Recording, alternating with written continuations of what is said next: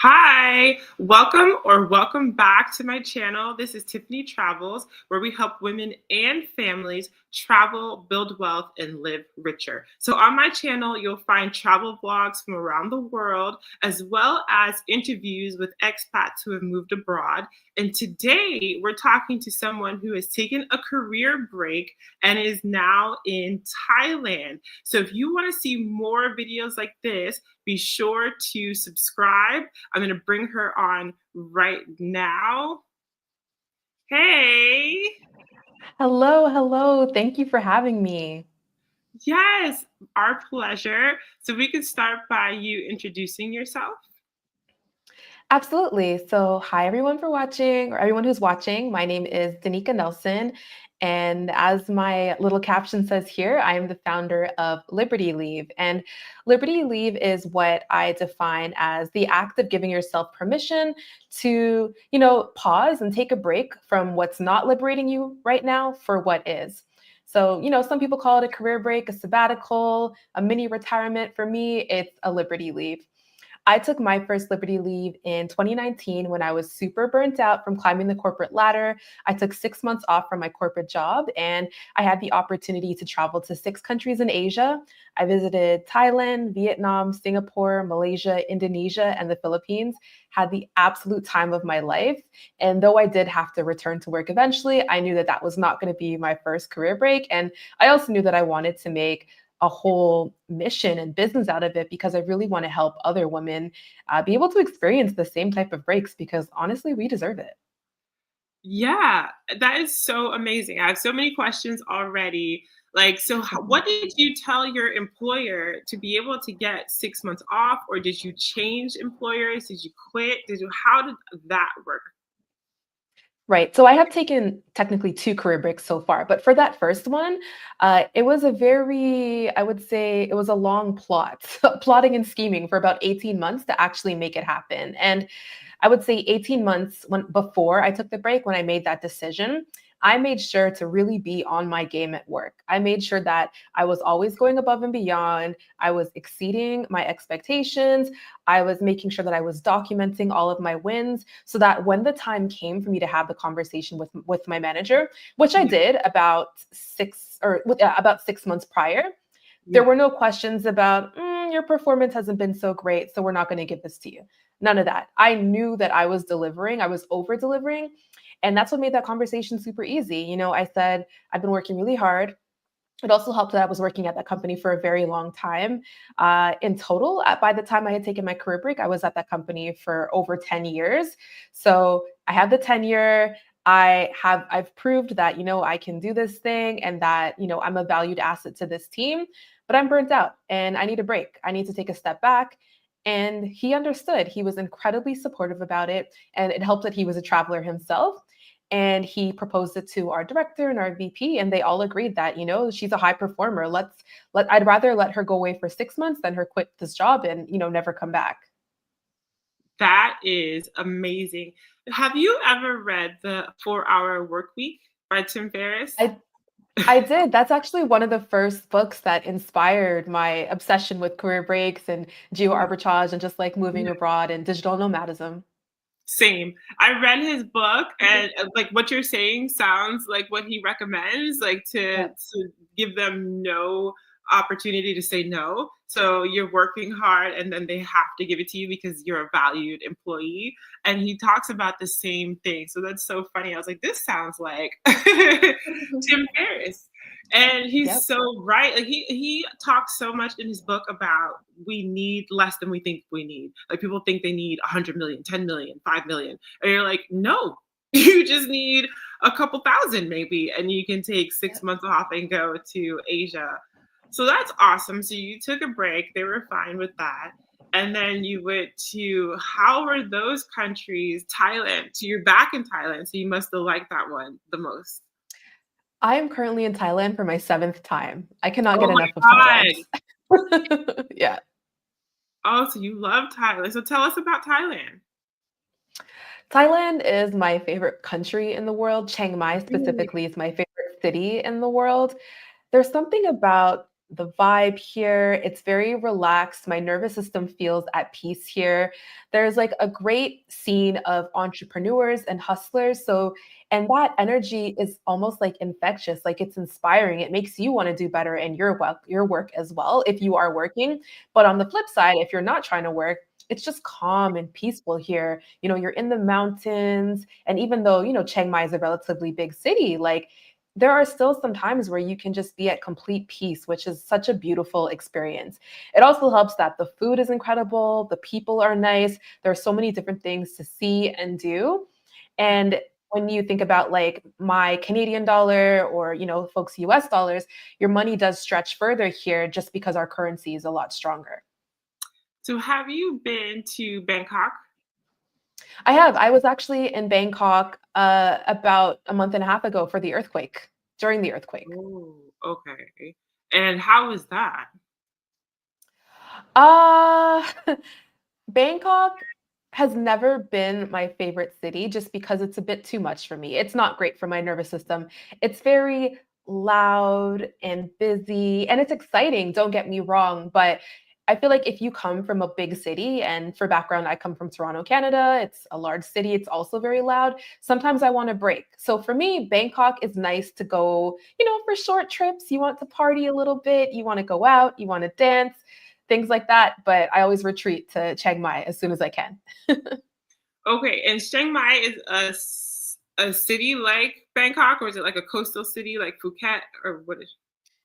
It's in northern Thailand. So not a coastal city, it's just north in the mountains, about an hour and 15 minutes, maybe flight from Bangkok. Okay.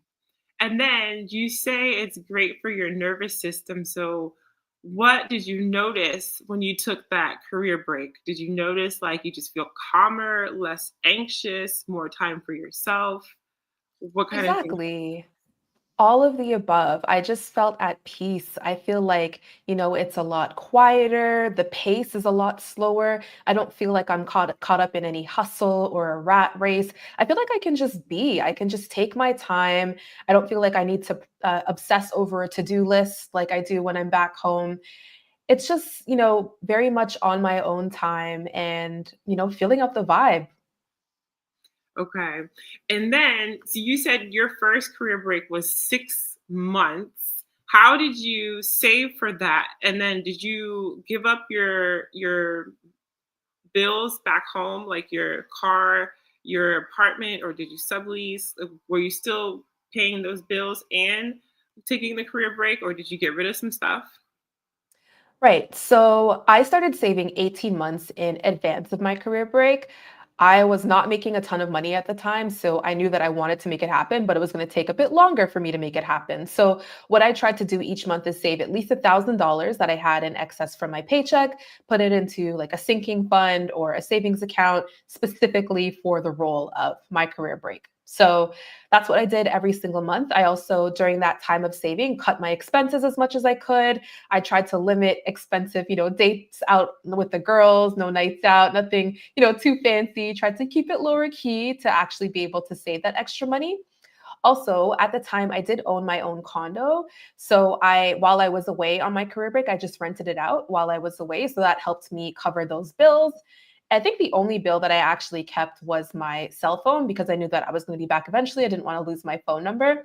And also, just hot tip for anyone who's considering this, you kind of need a cell phone number, your back home cell phone number for 2FA when you want to get text messages to log into, things like text mess or to log into banking and things like that. So that can be helpful. Oh, Uh, yeah. Okay.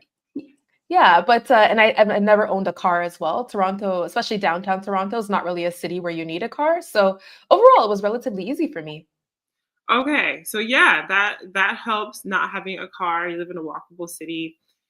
All right. So why do you think people need a career break? because we're tired. We're tired, and especially women, and like specifically Black women, they say we often have to work twice as hard for half as much. And that was my truth. I was aggressively trying to climb the corporate ladder, make a name for myself, be able to get the titles, get the promotions, get the higher paychecks. But to my own detriment. You don't get a lot of rest if you're trying to do those things. And in Yeah. addition to that, I've always been very active, like outside of my full-time job when I have one. So at the time, I was building my personal brand. I was trying to be a speaker on as many panels and doing as many keynotes as I could. I was also running a podcast at the time, which was in itself a lot of work and very draining and exhausting. So I think all of that just got to me, and I realized, like, hey, I need to take a step back because I'm not okay right now. And I think a lot of women can probably relate to that. If not just, being ambitious in work, also just pouring into your family, pouring into your friends, pouring into everything and everyone around you but yourself. Definitely. Definitely is a familiar story in the US. I talk to people who live in other countries and who have moved abroad or who are familiar with cultures in other countries. And I don't know that other places have so many side hustles and side gigs. Like, I don't know if it's as common because you say you had a podcast, you have a full time job, and you were building a brand, you were doing speaking.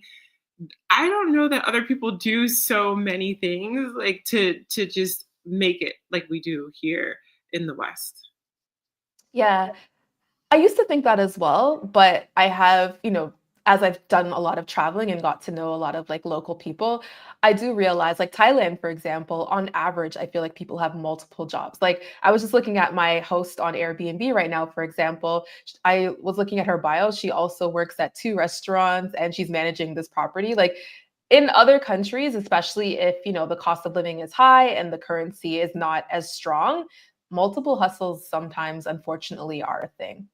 Okay. All right. So what were your varying lengths of career breaks? You said the first one was 6 months. And what about the other ones? Yeah, so my first one was 6 months in Asia, and, to wrap up that story, so unfortunately, I had to cut it a little bit early because the pandemic happened. The world was on fire. I was on the side of the world where the fire was starting, so I had to run home quite quickly. I did go back to my job for a little while, and then I switched to another company, which was actually my dream tech job. It was my dream title, my dream company, my dream salary. And unfortunately, I fell into that same cycle of doing the absolute most to try to climb the ladder and, just show my worth and show my value. I should also mention that the company I was working for is like highly competitive to get in, and everyone is trying to prove themselves. And that unfortunately sometimes can create an environment where you're overworking Yeah. and things get tough and burnout is real. So I got burnt out again. I ended up taking a sick leave from my role. So I took 6 weeks off of my job, sorry, 8 weeks off of my job, just at home, literally just to breathe and relax because I was not okay. And once I returned back from that sick leave, 4 days later, I got laid off from my job. Oh, wow. And it was a mass layoff of like 10,000 plus people. I was caught up in it. And, a lot of people were like, oh my gosh, I'm so sorry. But I was so relieved. I felt really relieved because it gave me that opportunity again to like, okay, you know what? My life is not actually aligned in the way that I need it to be right now. Yeah. What's next? Where are we going? Yeah. And I was already in the process of selling my condo, the same one that I had mentioned to you earlier. I moved back in after I got back from my first career break. I was in the process of selling my condo because I have a partner now and it's a very small condo. Him and I would not still be in a relationship if we had to live in that small space together. Yeah. So I was in the process of selling my condo. I got severance from my layoff. It was really the perfect formula to do another career break abroad.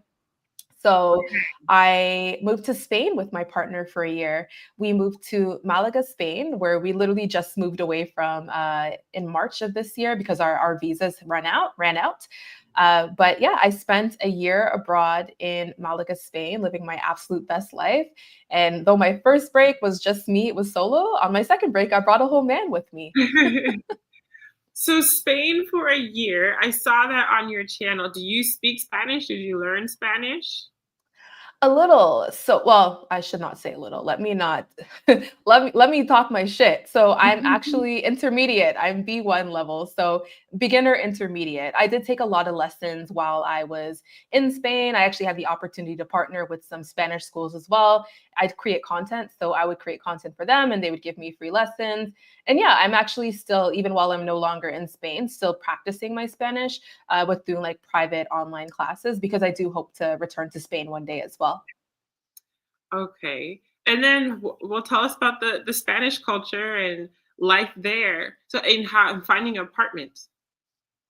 Yeah, so life in Spain was great. Also, very good for my nervous system because though it was a city, it was not like a big a city as like Madrid or Barcelona, for example. So still a lot lower key. Also very walkable, so no car necessary. Also, Malaga is one of the cities in the world that gets the most sunlight, specifically in Europe. So it's warm, it's beautiful. There are beaches. It was honestly an incredible experience. I actually had the opportunity to start a community there as well for Black women in Malaga, Spain. We have almost 400 members in it now, and that's a mix of Black women who currently live in Malaga or are considering moving to Malaga, mostly from the United States. So I have a community there. I've got friends there. It really felt like home. Like I really deeply enjoyed the experience in Malaga and do hope to go back as well. Maybe later this year or early next year because my partner and I just had the best time. And where is that in Spain? What is it close to? Like a major city it's close to? It's super south in Spain. In fact, you can Okay. get to Morocco like just like Okay. a boat ride. Like that's how close it is to Okay. like the tip of Africa. Okay. Okay. All right. And then, so how did your partner, how was he able to also take a year at the same time? Yeah, so he's an entrepreneur as well, and he works completely online. So we really have the perfect setups for us to live anywhere. For me, though, my work right now is content creation, and I'm working on a course and community to help women take career breaks. But as of right now, my work is primarily asynchronous. I don't have like in person meetings with people. My calendar is pretty empty, which is quite nice. His Mhm. calendar, on the other hand, his clients are typically based in like Canada and the US. So sometimes he is working some pretty late nights. I'll hear him on the phone at like 4 a.m. just catching up with his clients, but he's been able to adapt as well. It's a lot tougher for him to work in Asia because there is a 11-hour time difference Mhm. when in comparison to the Eastern time. But when we Yeah. were in Spain, it was only a 6-hour time difference. And it was honestly perfect because that just meant that we had super slow mornings where we could go to the gym, we could make breakfast, we could do our thing. And, by the evenings, maybe we'd wrap up work around midnight, but, we could still collaborate with people in Eastern. Excuse me. Okay, so that worked out well. So when you got laid off before you moved to Spain, you never went back to corporate. No, that was in May 2023. I have not been back to corporate since. How amazing. Yes, how nice. And you're working for yourself, basically. I am. I am a first time full time entrepreneur. It is terrifying. I have days where I'm like, oh my God, this is great. I can do this. And then other days where I'm like, let me go search that job board because I don't know if I'm about this life. A lot of highs and lows, but I'm trying to work through it and figure it all out. Yeah, so we have some people who have joined us. Feel free to say hey. We're here with Danica Nelson, and this is her channel for YouTube where she talks about career breaks and her life in Spain and other countries like Thailand. So, what would be your advice to women who are looking to take a career break? Sure. So, first, I would, sit down with yourself before it's too late to acknowledge the fact that you actually do need a career break. A lot of women, we try to push through. We think that, being busy like this, being burnt out like this, needing time and space for myself like this is normal. I'm never going to have it all. But I think it's really important for us to acknowledge that, taking a step back is not selfish and it's actually really helpful for our well-being and healthy. So first acknowledge the fact that you actually need the break and give yourself permission to look into taking the break and making the steps happen. The second thing I would say is what most folks really struggle with, or I would say the number one reason that people don't think they can take career breaks is because of finances, which is fair. Like, you're not working, you need money to live, life is expensive. Yeah. So I would say, really come up with a plan for how you're going to make that happen. And for me, for example, that was cutting my expenses. That was, like I said earlier, no expensive nights out with the girls, keeping it lower key, maybe doing picnics or walks and things like that. It was also, I figured out ways to make more money. So I started a side hustle. I started selling things that I wasn't using in my home on Facebook Marketplace, for example, basically doing anything that I could to actually earn more income and be able to put it in my savings account. And speaking of savings account, I would always recommend that people have their own separate savings account, which is often called a sinking fund, for a specific purpose. So if you know that you want to take a career break, put the money in that specific account that's named 1 year off or career break to Thailand or something like that. So you know what it's for, you know its function. Make sure that you're putting it in a bank account that's earning you interest as well. In the States, I believe they call them high yield savings account. In Canada, high interest savings account. Just make sure your money is making money. Because I mean, if you're going to be stacking it up in there, you may as well. So like I said, give yourself permission to pause, start figuring out your finances, and then figure out your plan. Like, what do you want to do with your career break? Obviously, I've mentioned my career breaks have always been travel. I love exploration. Slow travel is very much my thing. I can't do like quick 1 week trips anymore. It's just too Yeah. exhausting and draining for me. I really like to like integrate myself into new cultures for a long period of time and really just slow down. So do you want your career break to look like travel? Do you want to stay home and maybe just rediscover some new hobbies? Do you want to focus on building a new wellness routine?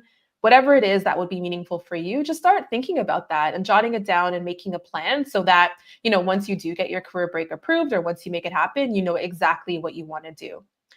And then I would say one last thing to focus on is, what do you want your life to look like when you come back from your career break? Because as I mentioned earlier, one of my mistakes was I took a career break. I got burnt out. I took a career break. I relaxed my nervous system. And then I got a new job and did the exact same thing over again and burnt out all over again. Like, what was the reason? Let's not do that. So, make sure that you're building a plan for yourself where, when you do return to real life, do you want to return to the same job? If that same job is giving you grief and stress and burnout, maybe you should figure out something new. Do you want to, switch careers entirely? Do you want to start working for yourself? Really just figure out what you want your plan to be to reintegrate to the world and do everything that you can to not land back into the same cycle that got you there in the first place. Yeah, I totally agree. Like, creating a life that you don't have to take a break from, or you don't have to, escape from, is what it sounds like you're Right. saying. And so, yeah, taking some time and then not going right back, but pivoting, like taking this time to go in a slightly different direction that's going to lead you to a healthier life overall. So we have D here. Exactly. Actually, oh, Good hi. morning. Yeah, you were gonna say. Oh, I was going to say, actually, it's funny you mentioned pivot because I have like what I call a 4P framework for Liberty Leave. And it's your pausing, planning, pursuing, and pivoting. So pausing to take your break, pursuing it, making it happen, planning what you want next, and then pivoting. Because like I said, let's create a life, or like you said, let's create a life that we don't actually need to take a break from. Yeah. So you went to Spain for a year. What made you choose Spain? And also, what was like the visa process like there? For sure. So the visa that my partner and I got is called the Working Holiday Visa slash the Youth Mobility Visa. It's available for Canadians who are 18 to 35 years old. And there's a list of countries that you can choose from to pursue this visa. Most of them are within Europe. And of the options that were available, Spain was the best fit for us. We had originally thought we were going to go to Portugal. But we had visited to do like a scouting trip and we just weren't feeling the vibe. We had both been to Lisbon before, actually. But for some reason on this trip, we had some things happen that were just like, yeah, this is not for us.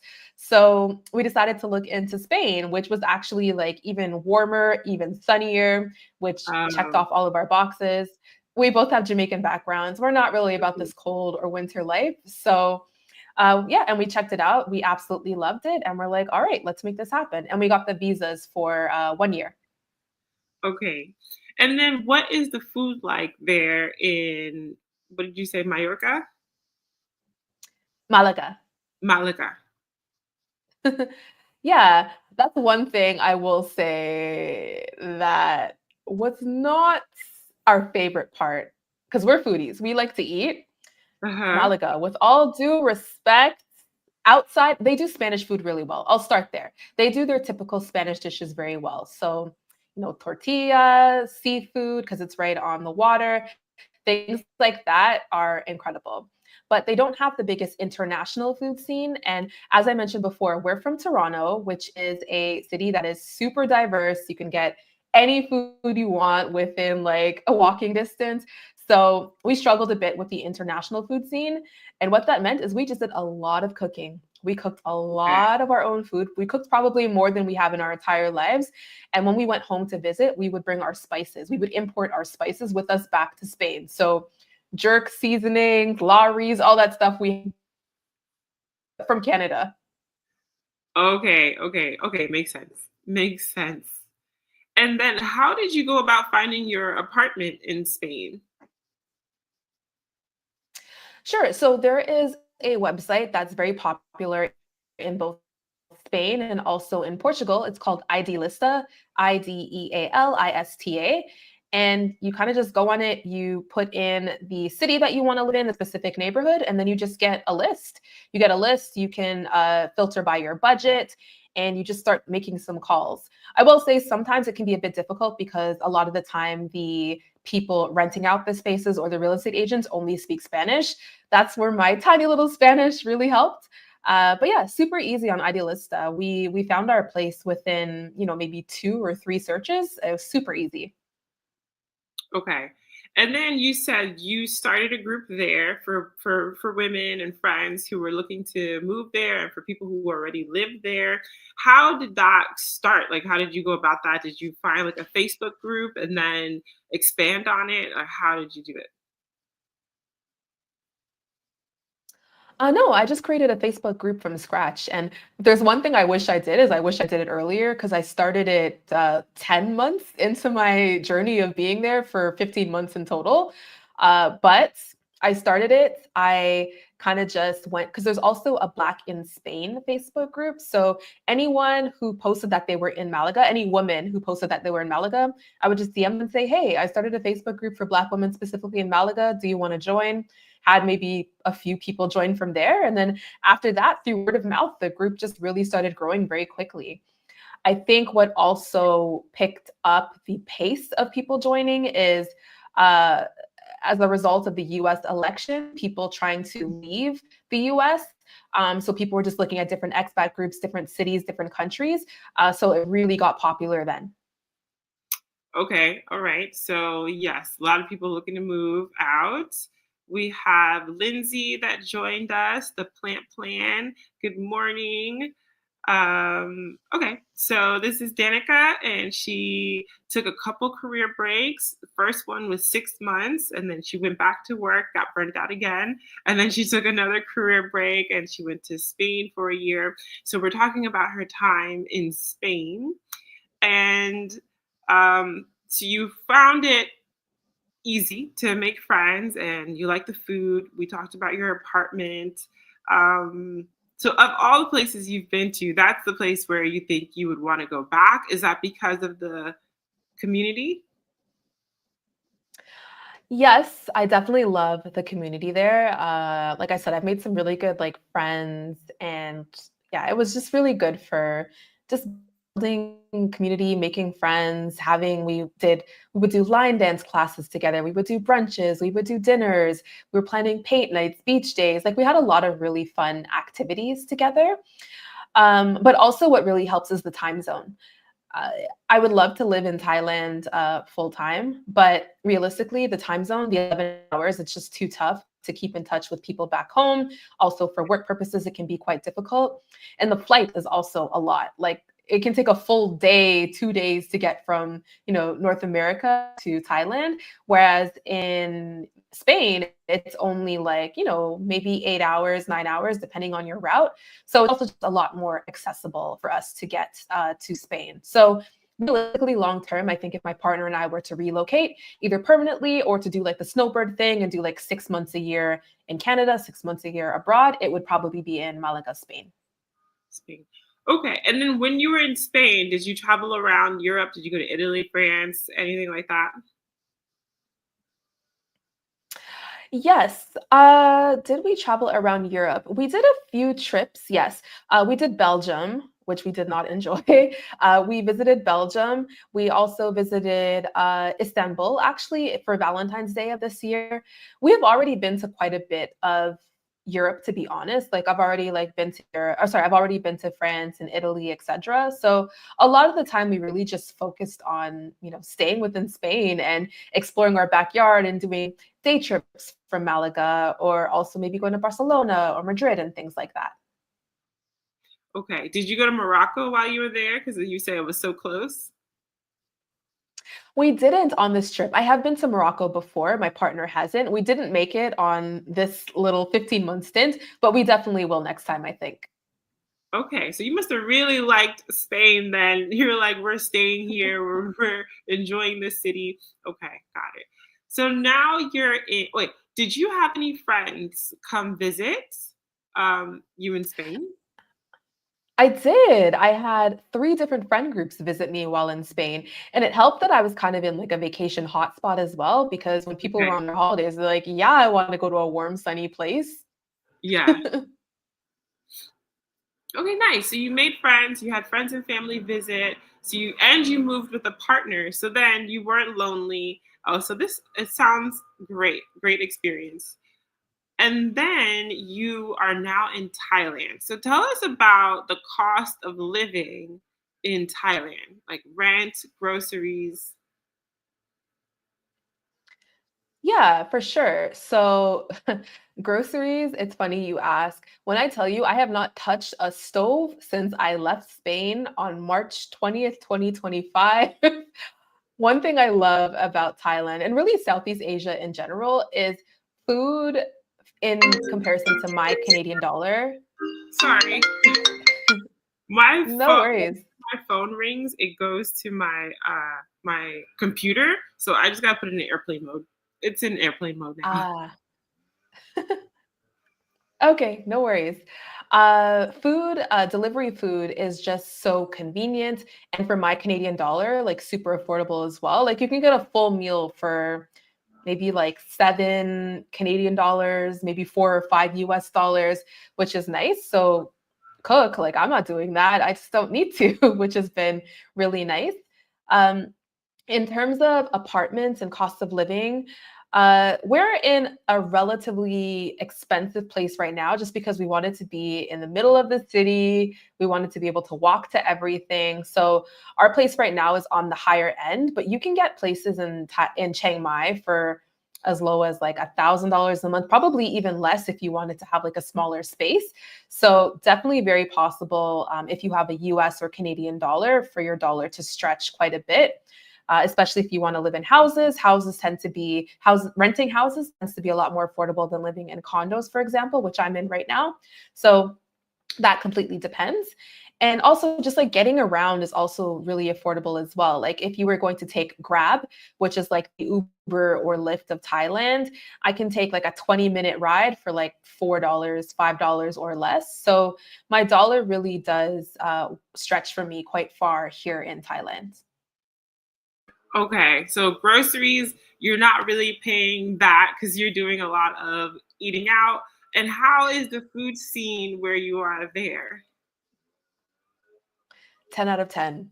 Best food I've ever had. I think Chiang Mai and Bangkok are the best food cities. Like, well, definitely in Asia. I haven't been to the whole world, so I can't speak for the whole world. But in all the countries that I've been, I would say that Thailand is my top. I've been to 34 countries so far. It's so good. You're getting local Thai food, but they also have a good selection of international food as well because there's such a big like expat and nomad scene here. So foreigners open restaurants. You can get anything, and yeah, it's relatively affordable for my Canadian dollar as well. So love the food scene here, and also the fruit scene. Oh, I think I lost you there for a second. We still good? Yeah, I was hearing you. Your visual froze, but I could still hear you.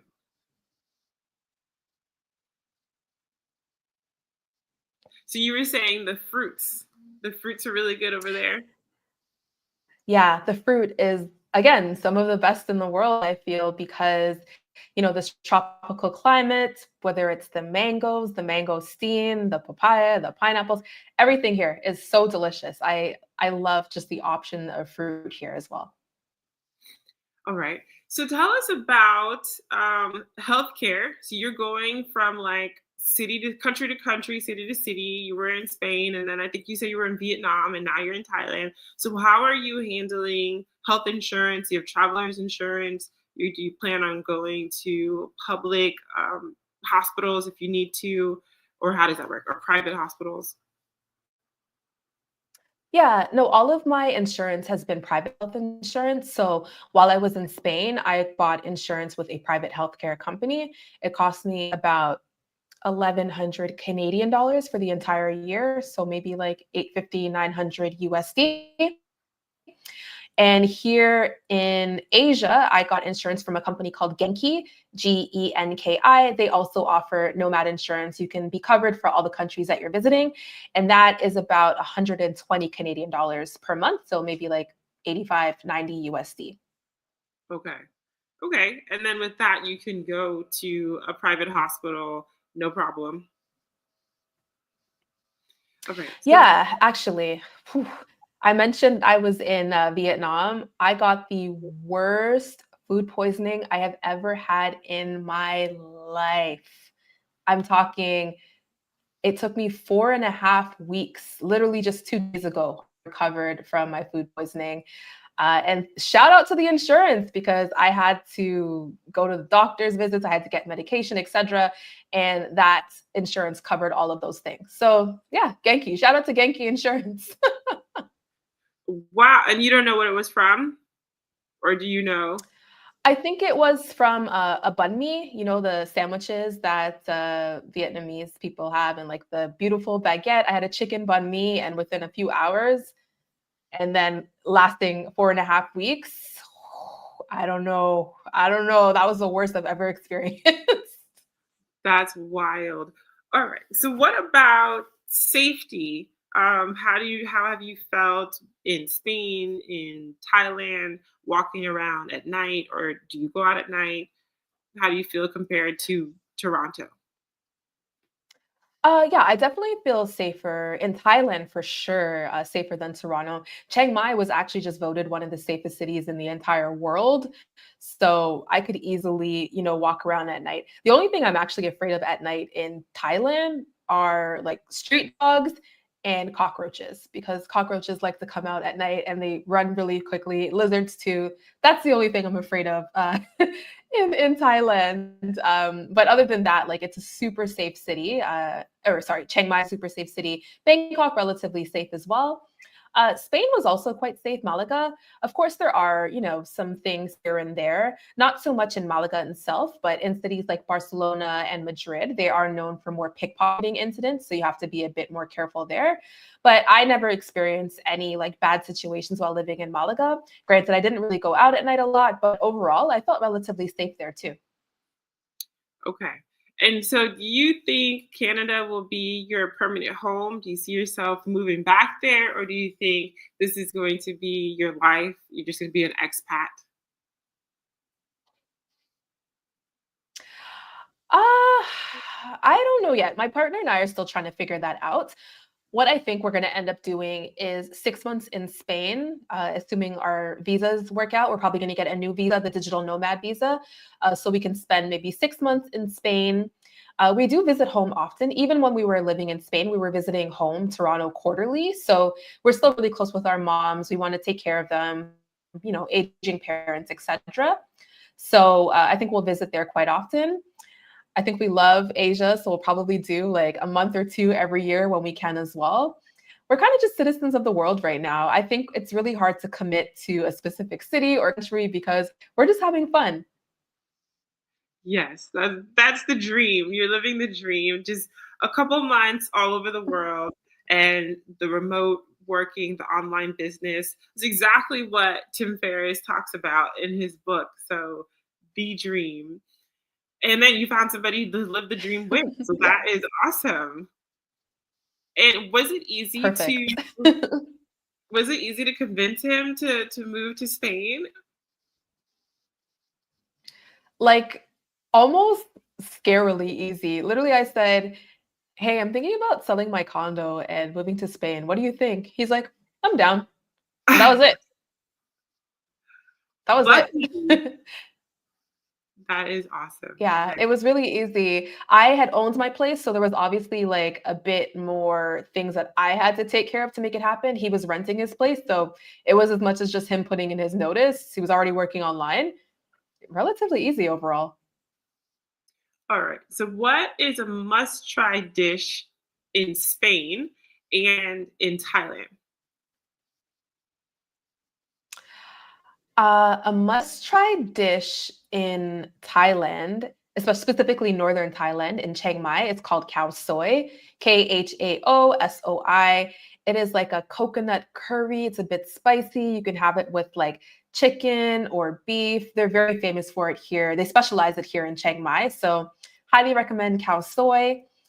And then in Spain, their seafood, well, in Malaga specifically, their seafood scene is delicious because they're right on the water. So, bocarones, which is kind of like anchovies, calamaritos, which is like calamari, like little baby squid. Any seafood in Malaga is like 10 out of 10. Okay, correct. So when you're in Thailand, do you see any similarities? Because you said you and your partner have Jamaican backgrounds. Do you see any similarities between the food that you eat there and in Thailand? Because it might have the Indian influence and like the curry that you were talking about and coconut. I was like, that sounds familiar. It is actually, yeah. And just like well-seasoned food, very like full of flavor. That's definitely here in Thailand. I would say Spain is the opposite. Spain, their seasoning is like olive oil and lemon. But Thai food is definitely very flavorful. Okay. And how did your quality of life improve by taking career breaks? My nervous system became regulated every time I've taken a career break and for periods thereafter. Maybe not the longest period thereafter for the first one, but the second time around, I think I've done a really good job of not getting myself back into a cycle of burnout, not overloading my plate, not taking on too much, not doing too much. Really paying attention to how I feel and making sure that I don't end up in a cycle of burnout again. I think it's just allowed me to work at my own pace and really just like honor my need for rest and to just do things slowly on my own terms. Okay. So you wake up and it's Tuesday morning. What does your day look like? Yes, one of my biggest flexes are I have no alarm. I have not had an alarm it's probably since 2023 since I was laid off from my job, which is nice. I'm not a morning person, so I really like to have slow mornings. I will say though, no 2 days are the same for me. Sometimes I am maybe responding to emails that I get overnight, especially since I'm working in a very different time zone than a lot of my clients. So usually my inbox can be quite full. If I'm working on a brand partnership, it'll be, maybe I'm creating content for clients. I do most content creation on my phone, whether it's actually recording the videos or editing the videos. That's all done on my phone. Yesterday, I spent the entire day at a co-working space, a very popular co-working space here in Chiang Mai, because I was writing the website copy for Liberty Leave for this new course and community that I'm launching. So no 2 days are the same. And I kind of like it like that. It keeps things fresh and interesting. Good. Okay. So you're not bound by any meetings or any, you just go with the flow of what you feel like doing that day. Very rarely meetings. This is one of the very few calls that I've done synchronously in a few weeks, actually, probably a month or more. So yeah, not too common. Okay. So do you feel like you found what you were looking for by taking a career break and then eventually moving abroad? 1,000%. I feel like, oftentimes we spend our entire lives living in the same city that we're born in, or at least the same country that we're born in. And for me, I always knew that I wanted something different. I knew I always wanted to sample life abroad. I wanted to see what long term travel could look like. I was raised by a single mom. We grew up in community housing. We didn't have a lot of money. I didn't have the opportunity to do those family vacations and stuff growing up. So this is like my revenge travel era. It is me doing all the things, all the country hopping. I don't even do regular vacations anymore. It's me staying in countries for average a month at a time and really soaking in the experiences. And honestly, I wouldn't have it any other way. A month is a good time to really get to know the community and like establish a favorite, like, oh, this is my favorite bakery, this is my favorite park, this is my favorite route. Yeah, a month is a good time to Yes, really get to know a place. So is there anything that exactly. yeah, is there anything you feel like you want to share with the audience?